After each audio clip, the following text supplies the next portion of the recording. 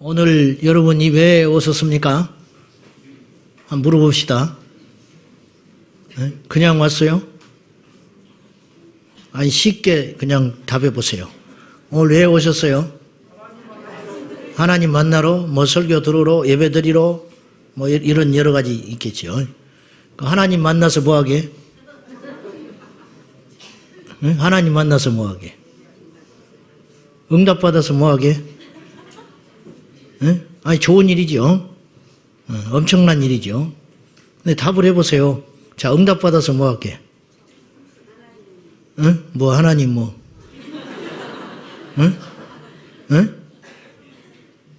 자, 뭐 하나님 만나러 왔다. 응답 받으러 왔다. 병 고치러 왔다. 자식이 속을 썩여서 왔다. 요새 직장 위험해서 왔다. 뭐 여러 가지 있을 수 있죠. 또 뭐 시간 나서 온 사람도 있고, 또 오기 싫었는데 갔다 와야 일주일이 편하니까 온 사람도 있었어요. 뭐 그럴 수 있어요. 부모 협박에 의해서 온 사람도 있고, 약속해서 오늘 오면 뭐 사준다고 하니까 온 사람도 있고, 뭐 있을 수 있어요. 그건 중요하지 않아. 근데 이건 여러분이 답을 분명히 하셔야 돼. 왜 그러냐고, 왜? 이 자리에 왜 왔는지 질문을, 여기에 대한 답을 분명히 해보셔야 돼. 하나님 만나러 왔다. 하나님 만나서 뭐 하게? 하나님 만나서 좋은 게 뭔데? 천국 가는 거. 그죠? 구원받는 거. 천국 가는 거. 자, 우리가요, 이걸 좀 알았으면 좋겠어요. 오늘의 목표가 있어요. 오늘의 목표. 그리고 내 인생의 목표가 있고, 내 인생 끝자락에서 다 끝난 다음에 가져야 할 목표가 있다. 최종 종착역. 텔레비전에 요새 보면은 먹방이 아주 모든 텔레비전을 다 점령해버렸더만요. 그 먹는 거. 아주 요새는 살 위해서 먹는 게 아니라 먹기 위해서 하는 것 같아. 그래가지고 막 어마어마하게 먹어요. 보니까. 근데 하나 공통점이 있는데 그분들이 다 이러시더만요.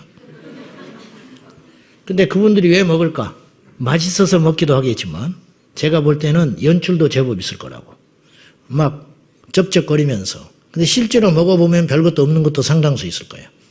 엄청나게 먹고 맛있게 먹고 카메라를 또 잘 앵글을 잡아가지고 기가 막히게 맛깔스럽게 보인다고 말이죠. 그럼 그분들이 왜 먹을까? 배가 고파서 먹는 것 같지는 않아. 연출이야. 그게 한 번에 또 찍었겠어요? 몇 번씩 먹는 사람도 있을 거예요.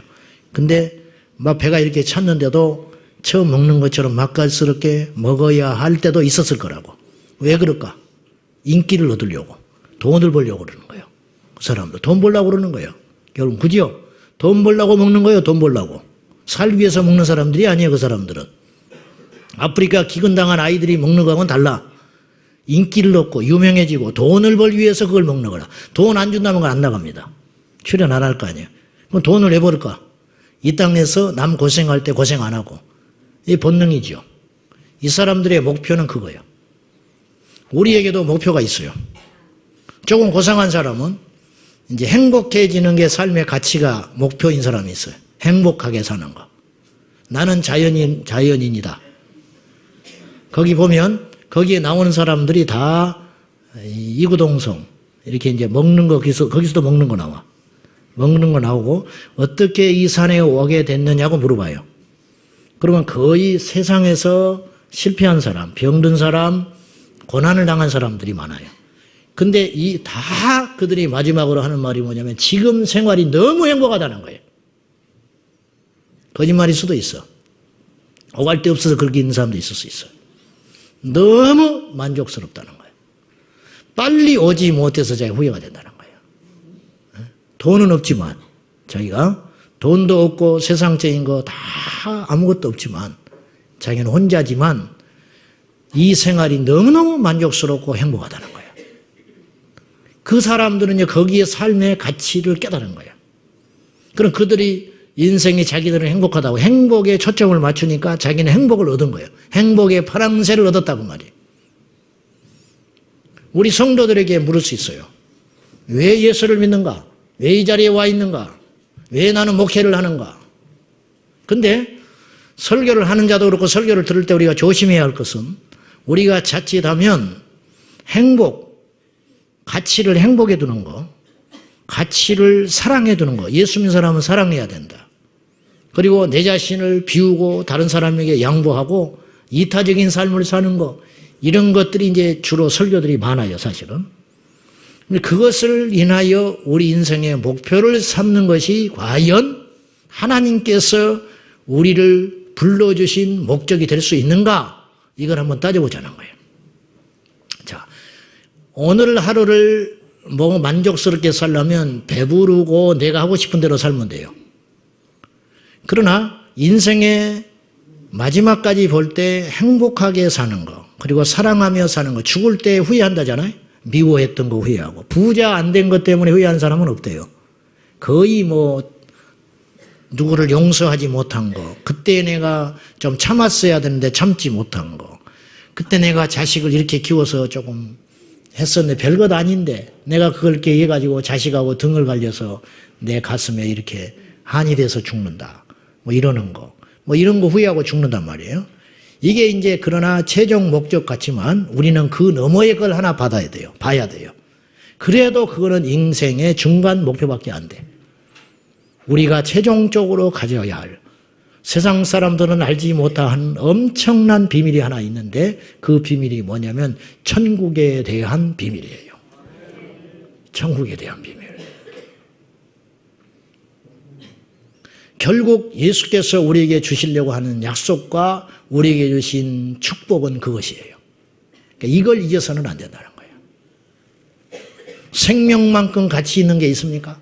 여러분, 왜 예수를 믿냐고요?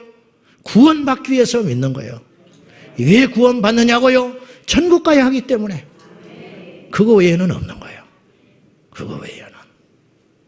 우리가 진리는요, 복잡한 게 아닙니다. 많은 걸 알아야 우리가 하나님 나라 가지 않습니다. 구원이 무엇인가? 여러분, 교회 나올 때마다 이 메시지를 들어야 돼요. 구원에 대한 거. 두 번째, 우리의 적이 누군가를 알아야 돼요. 영적 전쟁에 대해서 알아야 돼요. 세 번째는 우리 주님 다시 오신다는 거. 이 세 가지가 저는 핵심이라고 봐요. 이 세 가지, 결국은 이거예요. 근데 마귀는 우리보다 더 영리하기 때문에 이 세 가지 중요한 이슈를 점령해버렸다니까요. 그래서 오늘날의 교회에서 이단 소리를 듣지 않으려고 이 메시지가 점점 자취를 감춰가고 있어요. 구원파에서 딱 점령해버렸어요. 구원파는 계속 잘못된 구원에 대한 이야기만 하고 있어요. 그래서 구원에 대한 이야기를 하면 구원파인 줄 알아요. 그러나 이건 굉장히 중요한 이슈예요. 두 번째, 영적 전쟁, 귀신, 치유받는 거, 어떤 영적인 굴레에서 해방되는 거, 우리의 대적을 알고 영적으로 승리하는 거, 귀신에 대한 이야기들, 이거 이단들이 딱 점령해버렸어요. 그래서 교회에서 귀신 쫓는다, 교회에서 귀신을 이야기한다, 그러면 대번에 뭐런 말을 하냐면 그 교회가 이상하지 않냐 이렇게 이야기를 해요. 그래야 이걸 뺏겨버린 거예요. 제가 전에 이런 말 한 적이 있어요. 세 번째, 주 예수 그리스도의 다시 오실 재림. 이거 시한부 종말론이 다 가져가 버렸어요. 그래가지고 교회에서 요한계시록 강의를 잘 못해. 하면 이상하다. 잘해야 본전. 안 하는 거예요. 그거 아니고도 할 이야기가 많으니까. 정작 우리는 정말 필요한 뼈대는 놓쳐버리고 헛 우물만 파고 있는 거예요. 그래서 마음의 평안. 그래, 마음 평안해서 뭐 할 건데? 마음 평안해서 지옥 가면 뭐 할 겁니까? 마음이 평안하는데 다시 주님 오셨을 때 아무런 준비가 안 돼 있으면 뭐 할 겁니까? 마음이 평안하는데 마귀가 우리 집을, 우리 자녀들을, 내 영혼을 공격해가지고 세상적으로 끌고 다니면 뭐 할 겁니까? 행복하면 뭐 할 겁니까, 여러분? 행복하면 뭐 할 건데? 부자는 천국 못 간다고 그랬어요, 주님이. 부자가 얼마나 행복해요. 행복하잖아요. 근심 없잖아요. 펑펑 돈 쓰고 다니고 어디 가도 대우받고. 그래서 우리가 그런 삶을 꿈꾸는 거 아니에요. 그런데 결국은 떵떵거리고 권세 있고 힘 있고 자신 있고 기쁘게 행복하게 죽을 때도 그 사람은 고통 없이 죽는다는 거예요. 시편 73편 기자가 하는 말이. 근데 시편 73편의 마지막 결론은 뭐냐? 하나님께 가까이 함이 내게 복이더라는 거예요. 결국은. 왜 하나님께 가까이 하냐? 하나님께 가까이 해야 천국 가니까. 여러분, 천국 복음으로 우습게 얘기하면 안 돼요. 천국 복음으로 우습게 얘기하면 안 돼. 천국 복음을 싸구려 복음 취급하면 안 돼요. 들어도 또 들어야 할 메시지가 하나님 나라예요. 하나님 나라. 사도행전 1장에 보면 우리 주님께서 부활하셔서 이 땅에 40일 동안 머무시거든요. 거기에 뭐라고 분명히 명시되어 있냐면 우리 주님께서 40일 동안 뭐 하셨을까? 부활하신 주님을 친히 숨기지 아니하시고 드러내셨어요.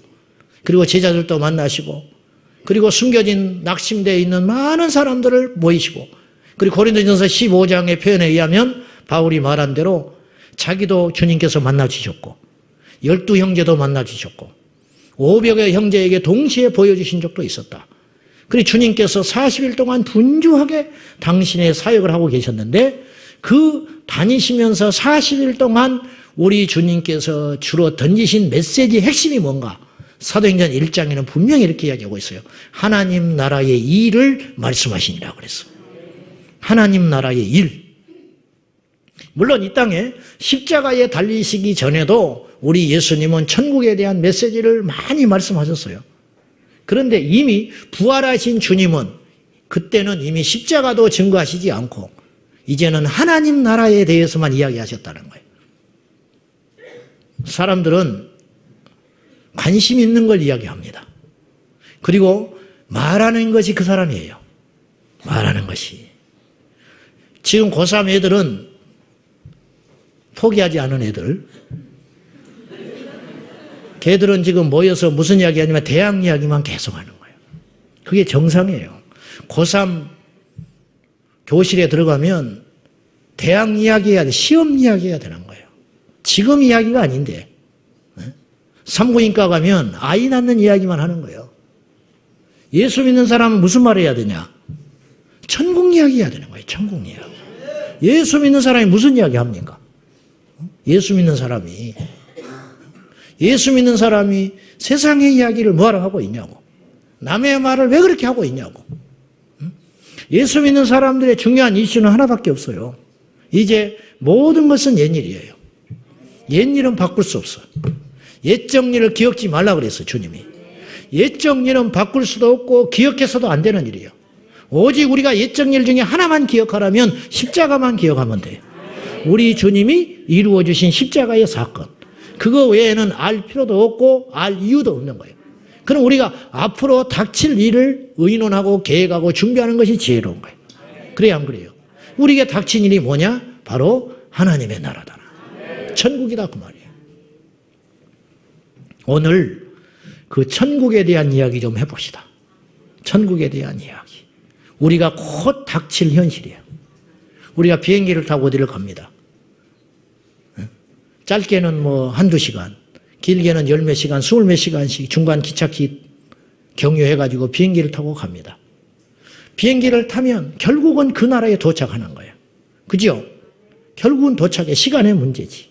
그걸 믿고 짐 챙겨서 비행기 값을 지불하고 비행기에 타서 한 사람도 의심하지 않아.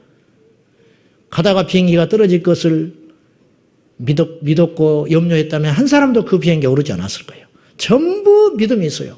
내가 이 비행기를 타면 잠을 자든지 밥을 먹든지 중간에서 어떤 일이 있든지 결국은 나는 그 나라에 도착한다는 거. 그거 믿기 때문에 비행기를 타는 거예요. 우리는 결국 어딘가 가요. 믿든지 안 믿든지 결국 우리는 어딘가를 가게 돼 있어. 반드시 두 곳 중에 한 곳에 우리 인생은 종착역으로 도착하게 될 거예요.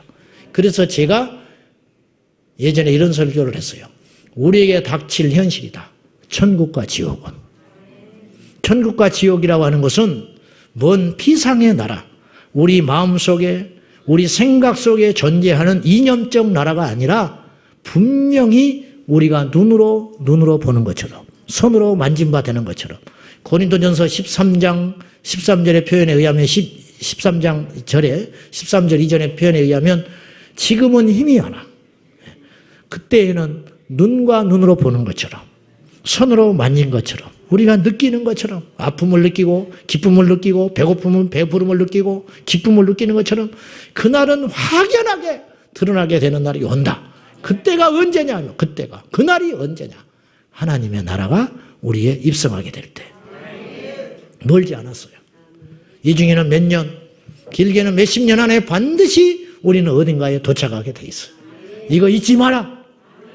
나는 교회에서 교만 떨고 있는 사람 보면 너무너무 불쌍해. 왜 이렇게 잘났는지. 영생에 대해서는 관심이 없어. 하나님의 나라, 천국에 대해서는 관심도 없고 오직 이 땅에 자기 욕망, 자기 이름, 자기 내세우는 거, 자기의 가진 것, 어떤 것들, 자아, 이것 때문에 못 견뎌하고 이것을 높여주면 좋아하고 그것이 인생의 전부인 줄 알고 그것에 속아서 살아가는 인생을 보면 저 인생의 마지막 끝자락은 어떻게 될까? 제일 불쌍한 사람. 제일 불쌍한 사람.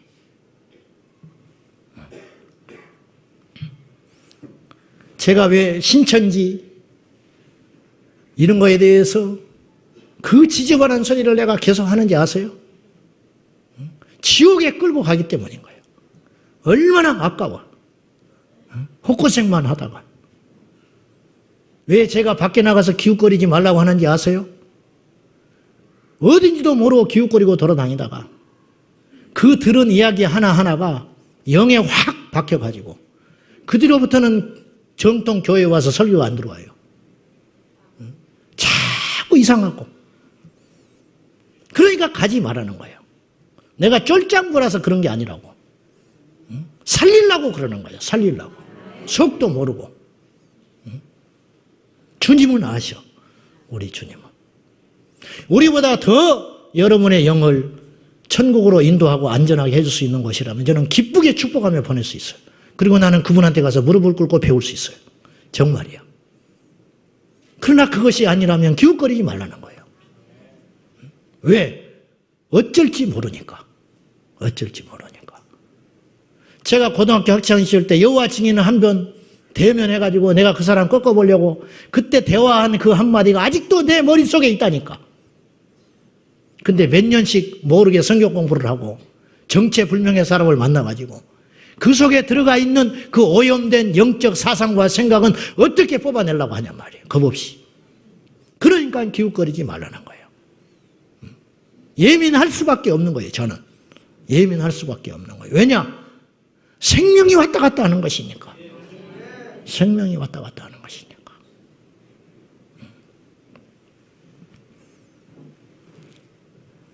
우리 리더들이 자기 셀 식구 하나가 실족한다든지 혹은 우리 교회에 등록한다고 해서 다 우리 교인이 아니에요. 도저히 안 되는 사람이 있어요. 안 되는 사람. 준비가 안 된 상태에서 등록한 사람이 있어. 그렇잖아요. 그때는 감정에 휩쓸려가지고 등록을 했는데 뭐 교회 처음 나오자마자 딱 등록을 했어요. 뭐 믿음이 있습니까? 뭐가 있습니까? 세상의 유혹은 날마다 강렬하고 세상의 짐은 이만큼 무겁고 마귀가 그냥 둡니까? 근데 덜컥 등록을 해. 그때부터는 고스란히 우리 교회의 몫이야. 어떻게든 이제 끌어내야 할 거 아니에요. 살려내야 하고. 또 등록 안 하고 다니까 싶으네. 그래, 고스란히 셀 리더의 책임이야. 그러면 전화 안 받아요, 나중에. 할 말이 없으니까. 나오기는 싫고. 그렇다고 해서 나 믿음 없어서 교회 안 나옵니다. 바빠서 못 나갑니다. 예배 지겨워서 못 나가겠어. 그 소리 못 하잖아요.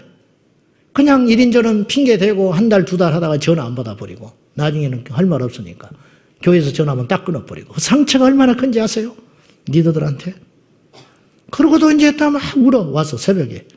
자기가 뭘 잘못해서 기도가 부족해서 그 사람이 떠난 것 같다는 거예요. 그럼 또 교회에서 또 나한테 혼나요. 내가 뭐라 하지요. 또. 그러면 뭐가 그렇게 나는 잘나서 큰 소리를 치냐고 말이에요. 나는. 왜 그런지 아세요? 예수 그리스도 때문에. 천국 때문에. 의사 선생님도 환자에게 큰 소리 땅땅 친다니까요. 당신 그러면 죽는다고. 죽으려고 환장했냐고. 나는 이 사람이 진짜 의사라고 봐요. 가짜 의사는요, 비유 안 건드립니다. 비싼 약이나 먹고, 비싼 수술이나 구원해가지고, 돈이나 다 빼먹어버리고, 그냥 내 병원 유지하면 되는 거예요. 사람을 기쁘게 해야지, 뭐하러 쓴소리 해가지고 환자 기분 나쁘게 하고 불쾌하게 만들어서 소문내가지고, 뭐하러 그럴 거예요. 잘해봐야 본전인데. 그러나 정신이 제대로 박힌 의사 선생님이라면 그렇게 말하지 않아. 자기 생명처럼 여기는 거예요. 돈은 두 번째라니까. 이 사람이 가난하든 부유하든 이 사람이 세상의 지위가 뭐든지 그건 상관없어. 답답해 미치는 거예요. 왜 그렇게 말을 안 듣느냐는 거예요. 죽으려고 환장했냐는 거예요. 그렇게 하지 말라는 거 하냐는 거예요. 왜 운동 안 하냐는 거예요. 왜 먹지 말라는 거 먹냐는 거예요. 어? 왜 그러냐는 거예요. 자기하고 무슨 상관이 있어. 그러나 이 의사 선생님에게는 확신이 있어요. 뭐냐? 생명에 대한 확신이 있는 거예요. 이 사람을 살려야 한다는 확신이 있는 거예요. 이렇게 하면 이 사람이 산다는 확신이 있는 거예요. 저 같은 거는 감히 거기에 비유도 할 수 없지만은 저에게도 확신이 있는 거예요. 어떤 확신이 있냐? 복음을 들으면 산다는 거예요. 복음을 들으면. 예수. 한마디로 말하면 예수. 그거. 현실에 맞는 설교를 바라십니까? 택돈 소리 하지 마시오. 예수님은 현실에 맞는 설교 안 하셨어요. 사마리아 수가성 여인을 만나가지고 이러해졌어요? 네 남편 데려와.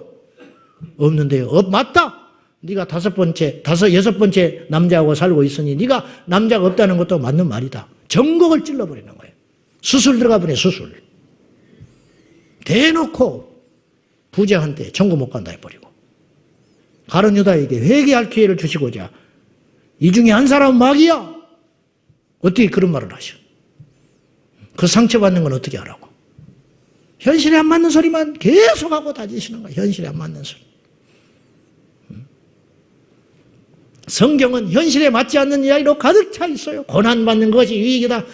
세상에 그런 이야기 어디가 있어요.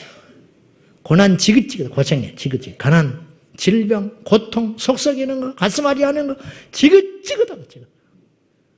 그래서 주님께 와서 좀 편해보려고 교회에 왔는데 기껏 하는 말이 고난이 유익이다. 엉터리 같은 소리야. 짐 벗으러 왔다 짐 더 바가지로 써버려. 주님이 분위기 파악을 못해서? 주님이 지혜가 모자라셔서? 아니에요. 생명은 이 땅에 어떤 것을 초월하는 능력이 있는 거예요. 살면 되는 거예요. 살면. 여러분 어떤 경우에라도 천국은 가야 돼. 어떤 경우에도. 서울대학교 꼴찌로 들어가면 돼. 나는 꼴찌로 들어가도 나는 가겠어. 아이 꼴찌 기분 나빠 안 가. 천국 막차라도 타야 돼. 부끄러운 구원이라고 배부른 소리 하지 마. 부끄러운 구원이라도 받아야 돼. 꼴찌라도 천국에 들어가. 일단 들어가야 돼. 뭐 상을 받고 안 받고 칭찬 듣고 면류관 일단 두 번째 개털모자라도 쓰자. 천국관. 남들 다 면류관 쓰고 있는데 나는 개털모자를 써도 괜찮아. 그거라도 쓰고 일단 천국에서 버텨야 돼. 일단 천국은 가야 돼. 천국은. 배가 난파해요. 태풍이 불어가지고 배가 파도에 출렁거리면서 난파해 갑니다. 그럼 배를 가볍게 해야 돼요. 물에 침몰되니까. 그럼 뭘 제일 먼저 버리겠어요? 있어도 되고 없어도 되는 거. 평소에는 잘 거들떠보지 않았는데 그래도 혹시 쓸 데 있을까 싶어서 놔뒀던 거. 그거 일단 버리는 거예요. 그래도 위기가 와요. 그래도. 그러면 이제 기 여기는 거 버리기 시작하는 거예요. 그렇잖아요. 물. 배에서 물은 생명이에요. 빵 생명이라. 이걸 버려버리면 내일 내가 죽을 수도 있어요. 그러나 오늘을 살기 위해서 버려야 되는 거예요. 다 버리는 거예요. 다. 나중에 내가 입고 있던 옷도 벗어서 던져버려야 돼. 그 짐 하나라도 줄여서 내가 살 수 있다면. 다른 사람 볼 겨를이 없어요. 내가 살아야 돼. 이적이라도 좋아. 욕심이 있다고 해도 좋아. 우리가 다 양보할 수 있어요. 우리가 다 좋은 소리. 그러나 절대로 양보할 수 없는 게 있다요. 영원한 생명. 그래서 초대교회 성도들과 사도 바울, 그 초대교회 성도들은 예수님의 제자들은 다 버렸어요. 가정 버렸습니다. 재산을 버렸습니다. 세상의 명예, 직업, 평판 다 버렸어요. 나중에 다 버리다가 마지막 하나 남은 게 있었어. 자기의 육적인 생명. 나중에는 이것을 옥죄어 오는 거예요. 그래서 나중에 이것도 버렸어요. 왜? 그래야 영원한 생명을 얻을 수 있다고 하니까. 결국은 그것도 버리는 거예요. 우리 주님이 말씀하셨어요. 나와 복음을 위하여 가족을 버리고 전토를 버리는 자는 영생을 얻지 못할 자가 없느니라. 그것이에요. 기분 따지지 마셔. 우리가 한두 살 먹은 애들입니까? 예수 한두 해 믿습니까? 불쾌했어. 자존심 상해서. 이런 소리 하지 마세요. 이런 소리 하지 마. 그건 아직도 주님을 못 만나서 하는 소리예요. 천국의 그 비밀을 몰라서 하는 소리야. 등 따시고 배부르니까 그래. 아직도 세상에 있기 때문에 그런 소리 하고 있는 거예요. 정말 주님을 만난 사람은 그런 소리 못해. 목사님, 나도 자존심 있는 사람입니다. 그런 소리 하지 마. 그 자존심이 아직도 있어? 아직도? 그것이 날 지옥으로 끌고 가는지 모르고. 안 되는 거야. 제가 괜히 그냥 흥분해가지고 이런 소리 하고 있는 거예요. 오늘의 주제가 천국입니다. 자, 우리 성령 인도하는 대로 그냥 쭉 합시다, 오늘. 오늘 안 하면 다음 주에 또 하지 뭐. 계시록 22장 11절 보세요. 우리 시대가 얼마나 지금 급한지를 보셔야 돼요. 22장 11절. 시작. 그대로 불의를 행하고 더러운 자는 그대로 더럽고 의로운 자는 그대로 의의를 행하고 거룩한 자는 그대로 거룩하게 하라. 놔두라는 거예요. 2000년 전에 사도 요한에게 주님이 주신 계시가 이거였어요. 불의를 행한 자 우리가 간섭해서 끌어내야 하잖아요. 더러운 자는 빨리 회개하라고 해야 되잖아요. 근데 지금 그렇게 하지 말라는 거예요.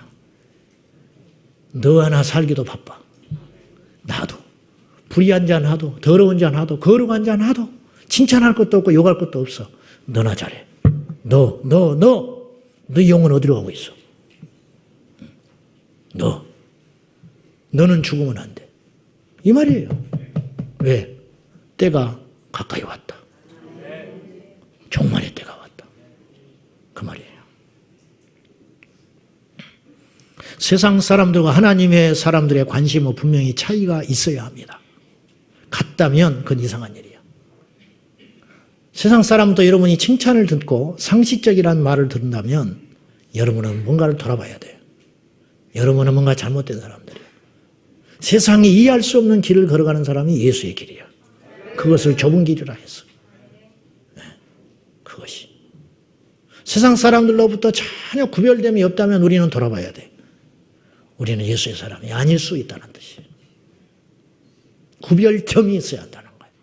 구별된 행위, 구별된 선택, 구별된 어떤 우리의 정점, 결정적인 게 뭔가 있어야 한다는 거예요. 그거. 분명히 차이가 있어야 돼. 분명히.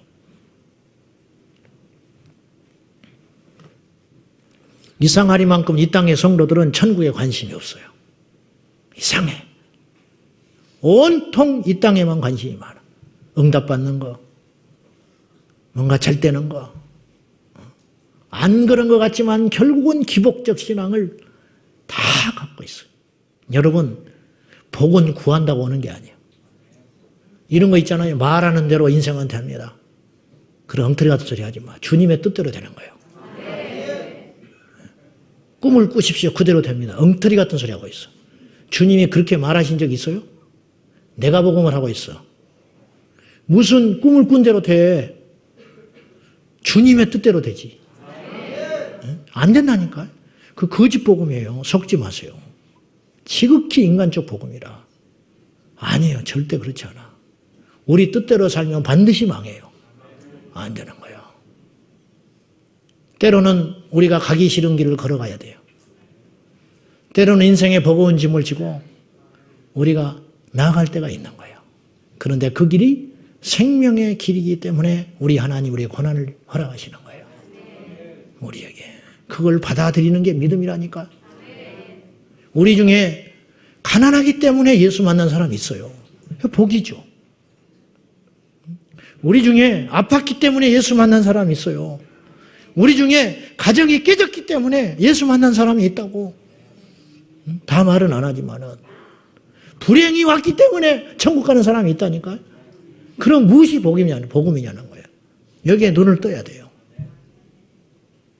주님의 나라와 주님의 의를 구해도 하나님은 우리를 때가 되면 다 먹이시고 입히시고 채워주세요. 그건 염려할 필요가 없어. 그보다 우리는 더 큰 걸 구해야 한다는 거예요. 그게 뭐야? 천국. 생명, 하나님의 나라, 십자가, 그걸 구해야 한다는 거예요. 그거. 성경에는 천국, 낙원, 그리고 천년왕국, 새 예루살렘, 새 하늘과 새 땅이라는 단어들이 등장해요. 이걸 우리가 분명히 오늘 한번 정의를 내볼 필요가 있어요. 아파트 청약해가지고 곧 이제 그 아파트에 들어갈 사람.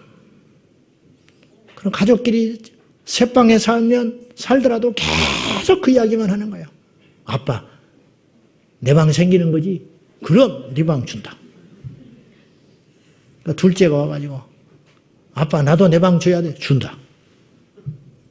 부인이 또 이렇게 이야기해요. 부엌은 이렇게 꾸민다는 거예요. 가지도 않았어.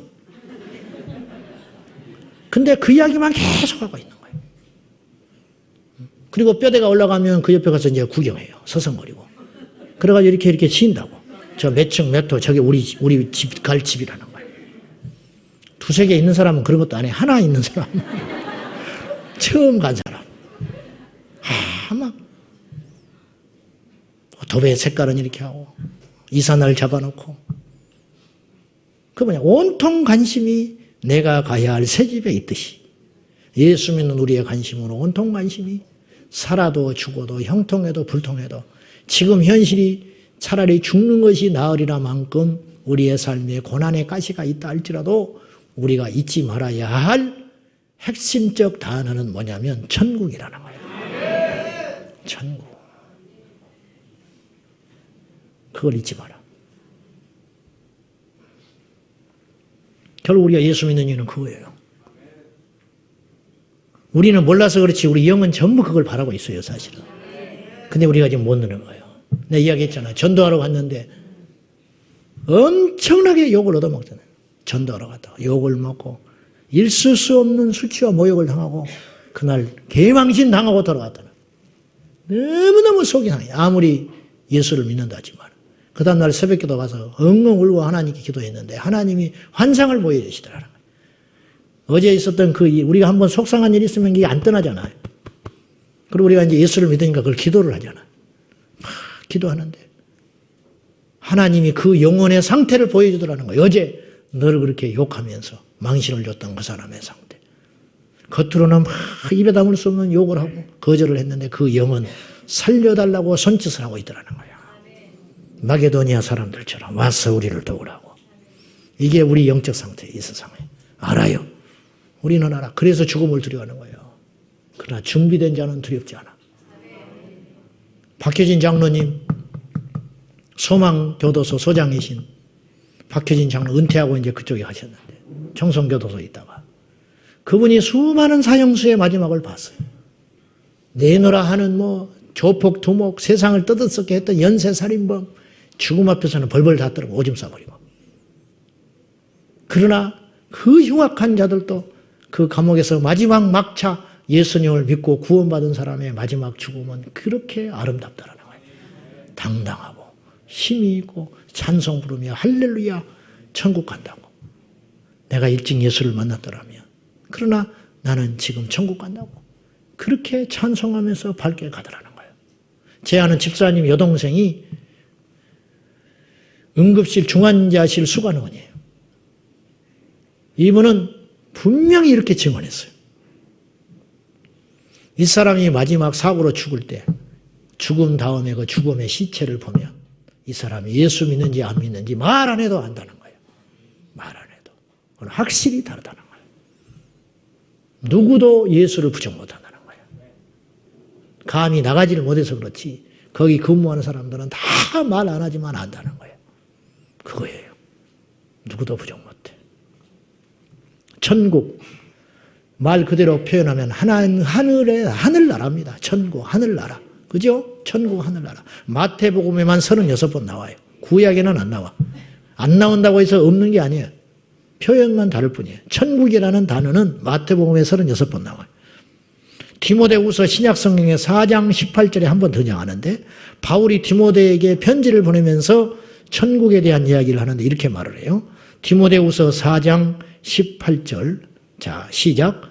주께서 나를 모든 악한 일에서 건져내시고 천국에 들어가도록 구원하시리니 그에게 영광이 세세몽토록 있을지어다. 마태복음 3장 2절에 회개하라 천국이 가까이 왔느니라 했어요. 천국. 요약하면 성경에서 말하는 천국은 여러분 분명히 합시다. 이제 뭐냐? 장소의 개념이 강해요. 장차 올 우리가 눈을 뜨고 분명히 보고 마주칠 나라가 하나님의 나라예요. 누가 교회를 우습게 알아? 누가 성경을 우습게 알아? 누가 기독교 신앙을 과거에 팔레스타인 유대인들의 종교라고 누가 그런 말 합니까? 누가 기독교라고 그래? 욕을 해도 상관없어. 무시해도 상관없어. 곧 밝혀져. 곧 밝혀져. 하나님의 나라 천국은 우리가 명명백백히 보고 가서 살아야 할 나라라는 걸 잊지 마셔야 돼요. 그 나라를 위해서. 우리는 어떤 대가도 지불하는 거예요. 설령 그것이 내 생명이라 할지라도. 그것이 지혜라. 그리고 그 숨겨진 부활을 발견하는 자가 복된 자야. 그것이 복된 사람이야. 부활을 발견한 농부처럼 아무나 보는 게 아니에요. 하나님께서 택함 받은 사람, 하나님께서 부름 받은 사람, 그 사람만이 하나님 나라의 비밀을 알고 듣고 깨닫는다는 거죠. 아브라함의 조카 롯의 사이들은 멸망받기로 예정된 자들이었기 때문에 천사의 경고를 농담으로 여겼다 그랬어요. 농담으로 여겼어요. 살라면 들었을 텐데 니느웨 성 사람들은 그 거리나 규모로 볼 때 3일을 복음을 전해야 충분히 복음을 전할 수 있는 곳인데 요나가 하루 만에 돌았어요. 왜? 건성건성. 별로 원치 않는 거야. 하나님 무서워서 복음을 전하고 있지만은 우리 원수, 우리 이 나라의 원수인 이 적성국가에 와서 복음을 전하는 것이 내키지 않아요. 그래서 내가 도망가려고 그랬는데 어쩔 수 없이 내가 회개를 선포하고 하나님의 이 심판을 이제 경고하기는 한다, 내가. 그렇지만 나는 마음에 내키지 않다. 근데 하나님께서 그들을 살리려고 작정된 자들이었기 때문에 하루를 전했는데도 불구하고 왕에서부터 아래까지 전부 그들이 회개해버렸다는 거죠. 들을 게 있는 자는 결국은 듣게 돼 있어요. 구원받기로 작정된 자는 결국은 구원을 받아요. 결국은 받는다고. 저와 여러분이 구원받기로 작정된 자라고 믿는 거예요. 그래서 우리가 복을 받은 사람이에요. 부자가 복이냐? 얼마 못 가. 건강이 복이냐? 얼마 못 가. 영원히 사는 게 복인가? 마음 꺼리면서 오래 살아왔자 별것도 없어. 너무너무 다행이요. 1000년 살아라고 그랬으면 어떡할 뻔했어. 무드셀라 지겹다 지겨워. 969세를 어떻게 살았을까? 미쳐버린다. 적어도 자기 아내하고 900년은 살았을 거야.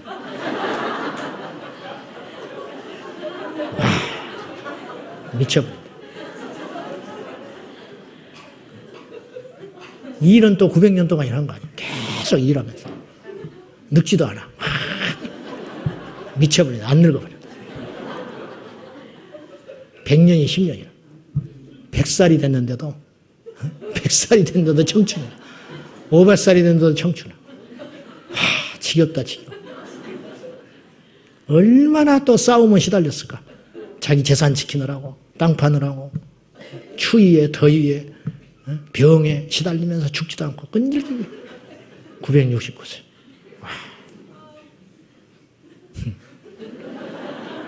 너무너무 다행이에요. 90살에 죽는다는 거.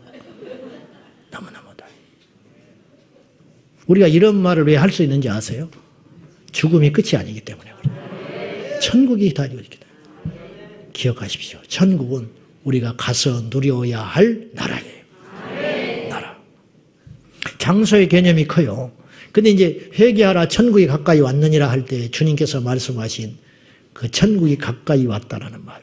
그리고 심령이 가난한 자는 복이 있나니 천국이 저희 것이라면 할 때 그 내적인 천국. 그러나 이거는 앞으로 주님께서 가지고 올 하나님의 나라에 대한 것이지 곧 그것이 천국을 의미하는 건 아니에요. 속으면 안 돼요. 이념적이고 이상해요. 배운 사람일수록 신학을 막 하고 그런 사람들일수록 이 하나님의 나라에 대한 구체성이 약해. 마귀에게 속는 것 같아요. 지식에 속는 거예요. 지식에. 다시 제가 말해요. 진리는 아주 간단한 거예요. 진리는 아주 단순한 거예요. 다른 거 다 몰라도 돼. 결국 우리가 막 이것저것 취하지만 결국은 한 가지만 알면 돼요. 예수. 결국 모든 길은 그 길로 통하는 거예요. 천국도 예수. 귀신 예수 이름 있으면 돼. 다시 오실 우리 주님 맞이할 때 우리 안에 예수 있으면 돼. 질병을 만나도 예수 있으면 돼. 환난을 만나도 예수 있으면 돼. 어리석은 자도 예수, 지혜로운 자도 예수, 미련한 자도 예수, 강한 자도 예수, 약한 자도 예수, 오직 예수 한 분. 그분만 있으면 돼. 복잡한 거 하나 필요 없어. 그냥 예수만 불러. 예수만 찾아. 누구든지 주의 이름을 부른 자는 구원을 얻으리라. 세상의 모든 지식을 가져도 예수를 모르면 지옥 가요. 그러나 세상의 모든 걸 알지 못해도 오직 예수만 알면 하나님 나라 가는데 조금도 부족함이 없다. 그런 말이에요. 그것이.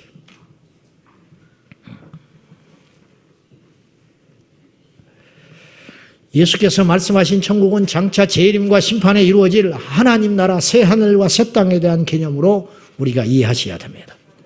낙원, 가끔 제가 질문받는 게 뭐냐면 낙원과 천국에 대한 무엇이냐, 비교가 뭐냐, 무슨 차이가 있냐, 음부와 지옥에 무슨 차이가 있냐. 설명을 하려면 복잡하고 여러 가지 뜻이 있겠지만 꼭 구분을 해야 된다면 구분이 되지만 구분할 필요 없다고 봐요. 천국이 낙원이고 낙원이 천국이고 음부가 지옥이고 지옥이 음부라. 아버지 어디 가셨냐? 회사 갔습니다. 아버지 어디 가셨냐? 일하러 갔습니다. 아버지 어디 가셨냐? 돈 벌러 갔습니다. 다 같은 말이라. 돈만 벌고 오면 돼. 회사를 갔든지 일하러 갔든지 돈만 벌고 오면 되는 거야. 낙원이면 어떻고 천국이면 어떻고 시비 걸걸 걸어라 이 말. 뭐하러 그렇게 시비를 그렇게 알아서 뭐하게? 응? 어떤 사람이 죽었다. 낙원 갔습니까? 천국 갔습니까? 그래 낙원 갔으면 어떡하고 천국 갔으면 어떡할래? 니나 걱정해 너. 그래 낙원 갔으면 어쩌고 천국 가면 어쩌냐. 이제 꼭 따져보자면 지금 믿음의 선진들, 믿음의 선배들, 믿음의 조상들, 죽은 자들은 낙원에 가 있죠. 왜냐? 성경적인 근거가 있으니까. 예수께서 한편에 달린 강도에게 말하시길 오늘 이제 죽어가는 이 강도에게 살 수 없는 사람이에요. 이 강도에게 오늘 네가 나와 함께 낙원에 있으리라. 그랬으니까 낙원이죠. 낙원이라는 말은 신약에서 3번밖에 안 나와요. 3번. 고린도후서 12장 4절에서 바울이 자기의 영적 경험에 대해서 이야기하면서 이렇게 이야기를 합니다. 고린도후서 12장 4절 시작. 그가 낙원으로 이끌려 가서 말로 표현할 수 없는 말을 들었으니 사람이 가히 이르지 못할 말이로다. 자기 이야기예요. 바울이 얼마나 엄청난 사람인지 보세요. 이거 여러분 배워야 돼요. 저도 배워야 되는데 우리 너무 가벼워. 십자가는 가벼운 게 아니에요. 말을 많이 하지 마. 제일 좋은 거는 경우에 합당한 말이에요. 잠언서에 의하면 경우에 합당한 말은 아로새긴 은쟁반에 금상하라. 근데 두 번째, 이제 그렇게 하기는 참 어려워요, 우리가 육체를 갖고 있기 때문에. 그러면 두 번째로 정말 지혜로운 게 있는데 말을 안 하는 거예요. 안 하는 거. 그래서 이용도 목사님은 호를 시무원이라고 지었어요. 뭐냐? 말하지 않음이 옳다. 옳을 시, 없을 무, 말씀은. 말하지 않는 것이 옳다. 그래서 저도 훈련을 해봤어요. 말 안 하려고. 근데 이게 도무지 어렵더라고. 어떻게 이추덩이가 싼지 말을 안 하고 살 수가 없어.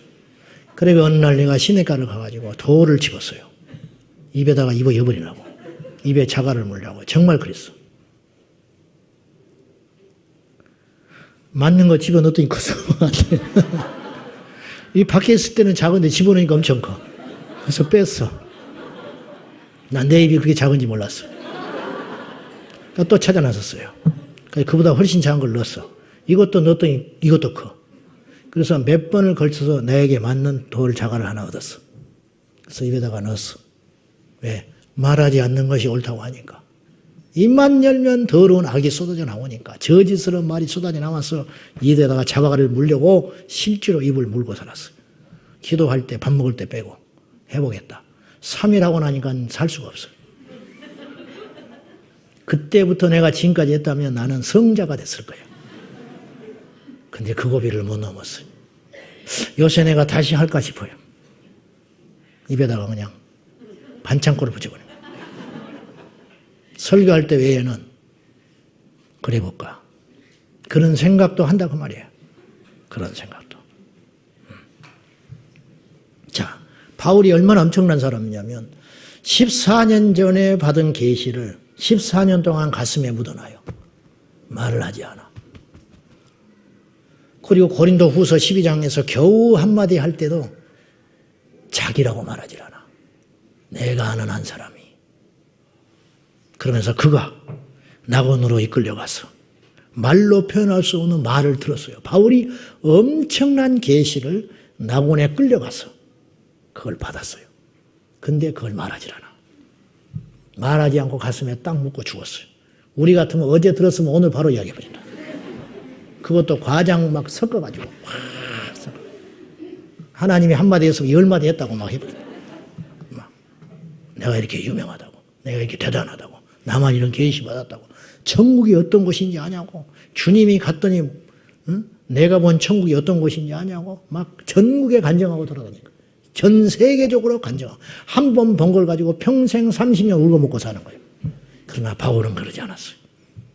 분명히 말로 표현할 수 없는 엄청난 말을 들었다는 거예요, 바울이.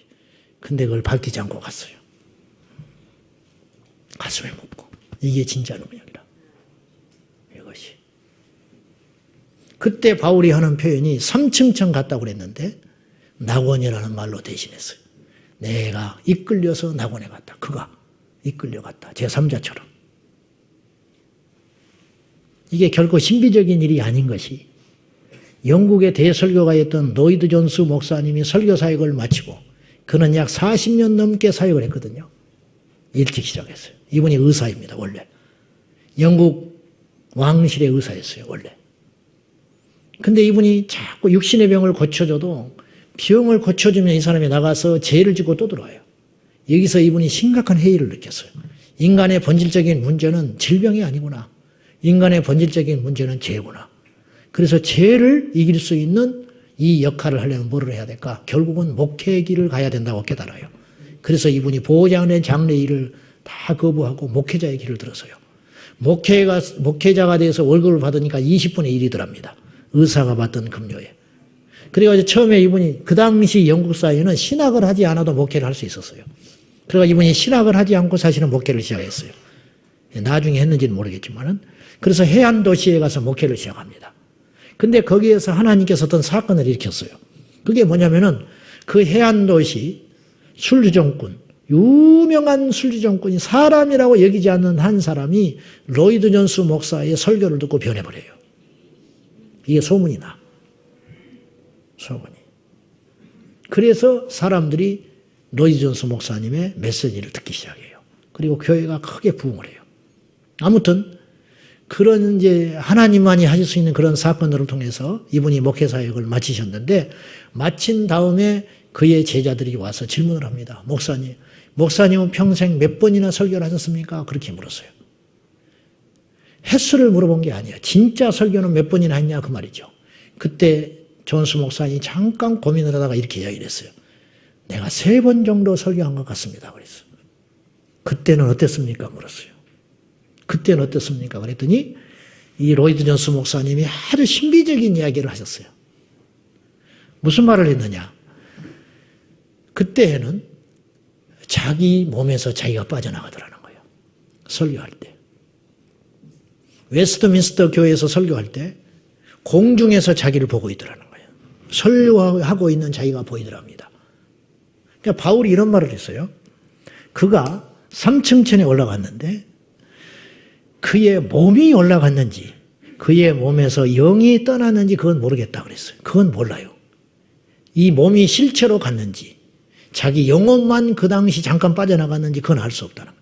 근데 로이드 존스 목사님의 경험은 자기 몸은 그대로 설교를 하고 있었고 자기 영혼이 빠져나가서 설교하고 있는 자기를 봤다는 거예요. 나 같은 사람이 이런 이야기하면 이단이에요.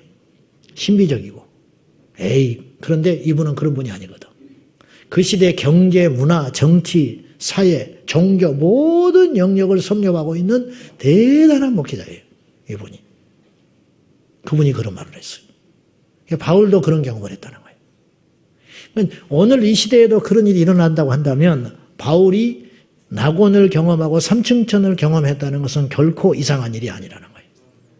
그 성경적인 용어로 정리를 해보면 성경에 나타난 예시들과 주님의 말씀을 정리를 해서 우리가 요약을 해보면 낙원이라고 하는 개념은 지금 현재도 지금 우리가 예배 시작할 때 지금까지 전 세계적으로 믿는 사람이 죽었을 수도 있어요. 얼마나 죽었는지는 모르지만 그 믿음의 선진들이 죽어서 가 있는 곳이 낙원이다. 이제 그렇게 표현할 수 있어요.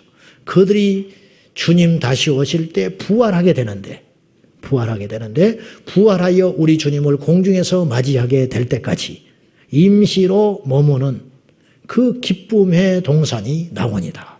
이렇게 볼 수 있어요. 자, 오늘은 여기까지만 해야 할 것 같아요. 시간이 많이 가서. 자, 그러면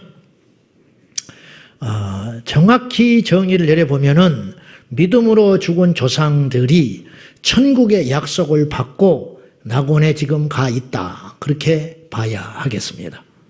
사랑하는 여러분, 우리 주님 다시 오십니다. 천국은 먼 나라 이야기가 아닙니다. 우리 주님 다시 오실 때, 자, 한 사람의 말이 사실이라는 것이 증명이 되려면 과거에 말해놓은 것이 맞아떨어지면 앞으로의 한 약속도 믿어지는 것입니다. 성경은 과거와 현재와 미래가 혼합되어 있는 책입니다. 그러면 과거에 성경은 성경을 증언해요. 성경은. 왜냐? 하나님의 말씀을 하나님만이 증명할 수 있어요. 왜냐? 그래서 그분은 스스로 계신 자고 누구에게 증거를 받는다든지 누구에게 소개를 받을 수도 없는 분일 뿐더러 소개받을 이유가 없는 분이에요. 그래서 그분을 만홀히 여기지 말라 그랬어. 우리가 그분이 없다고 해서 없어지는 분이 아니에요. 우리가 그분을 부정한다고 해서 부정하는 분이 에요. 여러분이 자유예요. 여러분이 알아서 하시는데 우리가 그분을 믿든 안 믿든 우리에게 던져진 숙제인데 여러분이 그건 선택하기 나름이에요. 근데 우리가 믿는다고 해서 그분이 존재하고 우리가 믿어지지 않는다고 해서 그분이 존재하지 않는 분은 아니에요. 다른 우상은 다 그래요. 우리가 석가모니가 신이 아닌데 그는 자기를 신이라 지칭한 적도 없었고 신인 수도 없는 존재인데 후대의 사람들이 그를 신으로 격상시킨 거예요. 그를 신이라고 여기니까 신이 된 것뿐이에요. 그러나 예수님은 스스로를 증언하셨어요. 나는 아버지와 하나이니라. 나는 부활이요 생명이다. 그러니까 주님께서는 누구에게 증언을 할 필요가 없는 분이라. 스스로 증거할 수밖에 없는 분이라는 거예요. 왜냐? 그분보다 큰 자가 없기 때문에. 그래서 그분은 알파와 오메가가 되는 거예요. 그분은 처음 중에도 처음이라. 우리가 생각할 수 있는 처음이 있어요. 우리가 생각할 수 있는 첫 시작이 있죠. 그것 생각하는 순간 그 이전의 시작으로 하나님은 존재하신 분이라. 그러니까 우리의 생각으로는 그분의 시작을 가늠할 수 없어요. 그분의 끝도 우리는 가늠할 수 없어요. 그래서 주님은 우리에게 이렇게까지 설명을 할 수밖에 없는 거예요. 나는 처음이요 마지막이다. 그렇게 말을 할 수밖에 없는 거예요. 그러니까 성령의 계시 안에서 깨닫는 길밖에 없는 거예요. 그분이 이제 우리 주님께서 우리 인류 역사상 다시 오시는데 그분이 과거에 약속하신 구약 이른바 초림에 대한 약속이 다 성취가 되었고 십자가의 사건도 다 성취되었고 부활의 사건도 다 성취되었고 마지막 남은 약속이 하나 있는데 우리 주님 다시 오신다. 이제 그 말이에요. 그러면 고린도전서 15장에 사람이 죽음으로 끝났다고 누가 그러더냐 바울이. 시로 비유해서 시가 떨어져서 죽더냐? 반드시 때가 되면 나타난다. 사람은 죽지 않는다. 때가 되면 반드시 이 썩을 몸을 벗어버리고 새로운 육체로 입고 나타날 날이 올 것이다. 그렇게 이야기하는. 우리 주님 마지막 나팔 불 때 호련히 변화되어 우리 살아있는 자도 한 가지는 우리 죽은 자들, 낙원에 가 있는 자들보다 부활의 순서에 있어서는 앞서지 못하지만 결코 앞서지 못하지만 그들이 부활할 때 우리도 부활하여 공중으로 함께 끌어올라 갈 것이다. 끌려 올라간다는 말이 휴거라는 말이죠. 휴거라는 단어는 없지만 끌려 올라간다는 말이 휴거라는 말이에요. 예수님의 부활은 엄격히 말하면 역사상 세 번째 부활입니다. 왜 그러냐? 첫째 부활은 나사로의 부활이에요. 성경에 의하면. 무슨 말인지 아시죠? 나사로가 죽었는데 죽은 지 4일이 됐는데 썩어서 시체가 냄새가 납니다. 팔레스타인 기후에 분명히 부패가 빨랐을 거예요. 근데 거기서 시체가 냄새나고 나는데 동요맨 그 상여복 그걸 벗어버리고 이 동요맨 채로 나사로가 영원히 다시 돌아와가지고 영원히 떠났잖아요. 예수님이 십자가에 죽으실 때 뭐라고 표현했어요? 영원히 떠나시니라 그랬어. 영혼이 떠나시니라. 엄청난 말 아니요? 이게 죽음이야. 죽음이라는 건 다른 게 아니에요. 육체에서 영혼이 분리되는 게 죽음이라. 예수님이 잠시 완전히 죽으신 거예요. 그래서 무덤에 가서 호흡도 아니하시고 싸늘하게 시체로 죽어 있었어. 왜 죽었냐? 영혼이 십자가에 달려서 6시간 동안 우리를 위하여 고통받고 계시다가 영혼이 떠나시니라. 영원히 떠난 게 아니에요. 영원히 떠나신 게 아니고 영혼이 떠났다니까. 영원히 잠시 떠난 거예요. 올 것을 기약하고. 그리고 주님이 다시 오셨어요. 돌무덤에. 그리고 부활하신 거예요. 근데 예수님의 부활은 엄밀히 따지면 나사로의 부활 뒤라는 거지요. 나사로를 부활시켰잖아요. 그리고 예수님이 십자가에 죽으실 때 마태복음 27장에 보면 예루살렘 근처의 무덤에서 죽은 자들이 살아났어요. 우리가 이걸 이제 놓쳐버리는데 마태복음에만 나와 있는 기사예요. 이 굉장히 중요한 의미가 있습니다. 이게 왜 그렇게 중요하냐? 우리도 그처럼 부활한다는 거예요. 그러니까 생뚱맞지 않아요. 우리의 부활은. 아멘? 분명히 과거에 부활한 자가 있었다니까. 나사로가 부활했어요. 그리고 무덤에서 부활한 자가 있었어요. 무덤에서 부활해가지고 예수님이 부활할 때까지 3일 동안 무덤가에 부활한 채로 있었어요. 그리고 예수님이 부활하시자마자 부활하여 있던 그들이 예루살렘으로 들어갑니다. 눈에 보이는 예루살렘 성으로 들어가. 그래서 그들의 가족을 만나요. 이런 이야기가 성경에 나와 있어요. 성경을 자세히 훑어서 읽어보면 한 구절 한 구절이 그냥 써진 책이 아니라는 걸 여러분이 분명히 아셔야 돼. 의심하는 자가 되지 말고 믿는 자가 되십시오. 제가 지금 하는 말은 다 성경에 있는 이야기 그대로 하고 있는 것뿐이에요. 붙인 것도 없고 뺀 것도 없어요. 내가 한계가 있고 지식에 한계가 있고 부족해서 설명에 모순이 있을지는 모르지만 성경에 있는 이야기 그대로 하고 있는 거예요. 자, 나사로가 부활했어요. 예수님이 십자가에 죽으실 때, 예수님 부활하실 때 부활한 게 아니고 특이하게 십자가에서 죽으실 때 부활했어요. 이건 우리에게 주는 영적 의미가 있어요. 그분이 죽으심으로 우리가 산다는 거예요. 엄청난 이야기예요. 여러분, 이것이 진리야. 성경은요, 허튼 소리가 없다니까. 그분이 십자가에 죽으실 때 누군가 살아났다는 거예요. 그분이 죽으심으로 우리가 산다는 예표가 되는 거예요. 그리고 그들이 살아나서 무덤가에 머물다가 우리 주님이 부활할 때 그들이 일어나서 예루살렘으로 들어가요. 근데 이제 우리가 지금 살아있는 나사로를 볼 수 없잖아. 그도 죽었어. 그도. 그리고 그때 살아났던 일부의 부활에 참여했던 그들도 죽었어요. 그러니까 그때 그 부활은 제가 볼 때는 이렇게 이야기 봅니다. 우리 주님 오실 때 호련히 우리가 변화되거든요. 이 육체가 아니에요. 예수님도 하나님 나라의 완전한 신성을 회복하시고 부활하셨잖아요. 다른 육체로. 그렇기 때문에 문이 잠겨 있음에도 불구하고 주님이 들어가실 수 있었어요. 요한복음 20장에 제자들이 두려워가지고 문을 꼭꼭 잠고 안에 숨어 있는데도 불구하고 주님께서 쑥 들어가셔가지고 평안하뇨 그랬어. 근데 성육신으로 육체를 입고 이 땅에 오셨을 때 주님은 그런 일을 하지 않으셨어요. 배가 고플 때는 배가 고프셨고 피곤해서는 잠도 주무셨고 육체의 한계를 갖고 계셨는데 부활하신 주님은 새로운 몸을 입으셨기 때문에 그걸 나는 초월했을 거라고 봐요. 그러니까 쑥 들어가신 거죠. 그래서 유령이냐고 깜짝 놀라버리는 사람들이. 그렇잖아요? 그러니까 자 보시라고요. 그들도 결국은 죽었어요. 부활했지만. 근데 왜 죽었냐? 그들이 평소에 예전에 가졌던 그 육체로 부활했기 때문에 결국은 죽었다고 나는 생각해요. 그러니까 죽을 수밖에 없었죠.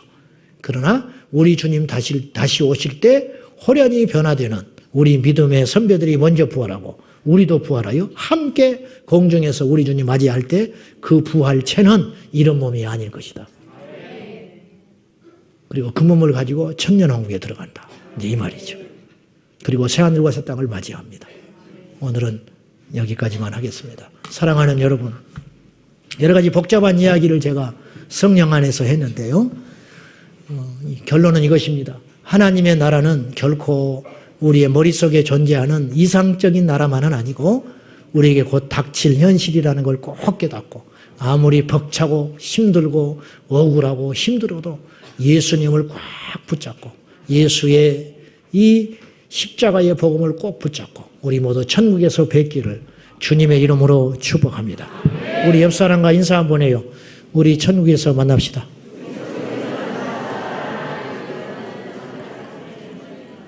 빨리 죽어버리라 그 소리가 아니에요. 굉장히 중요한 소리예요. 복음 중에 복음이라. 할렐루야.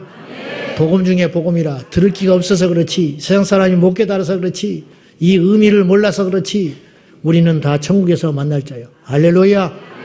가면 우리 집에 놀러 오시오. 우리 집에 놀러 와. 초대합니다. 번잡할 거 하나 없어. 천사가 다 해주니까. 설거지 할 필요도 없어. 음식 준비할 것도 없어. 청소할 것도 없어. 천국에 무슨 먼지가 있어.